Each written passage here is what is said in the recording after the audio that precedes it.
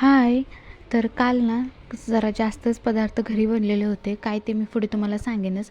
पण त्या अगोदर वरच्या घरातली साफसफाई मी आणि अश्विनी करत होतो. तोपर्यंत दीदी ना खालती इथे रसमलाई करत होती आणि रसमलाई तिकडे ती करत होती, तर मी ना इकडे येऊन मी बर्फाच्या खड्याने ना शेकत होती पायाला, कारण की पाय खूपच सुजत होते आणि त्याची आग होत होती उष्णतेमुळे. त्यामुळे मी त्याला बर्फ लावत होते. तुमच्याकडे याच्यावरचा काय उपाय असेल तर नक्की मला कमेंट करून सांगा. तर इकडे रबडी पण झालेली होती दीदीची करून आणि त्यात ती ना रसमलाईचे गोळे टाकत होते. घराच्या साईडलाच ना आळूची पाने खूप छान आलेली होती, म्हणून का नाही आळूची वडी करण्याचा बेत आज अचानकच ठरलेला होता. म्हणून ना आळूची पाण्याची छान स्वच्छ अशी मी धुवून घेत होती.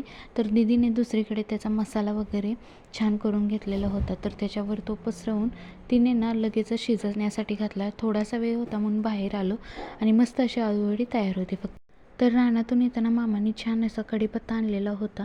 तर दीदीने संध्याकाळचा बेत मिसळपाव केलेला होता. छान असा झणझणीत मिसळपाव झालेला होता, अगदी हॉटेलला मागे टाकेल असा. तर नंतर संध्याकाळचा शेवट ना रसमलाई खाऊन केला. चला इथेच एंड करते. बाय.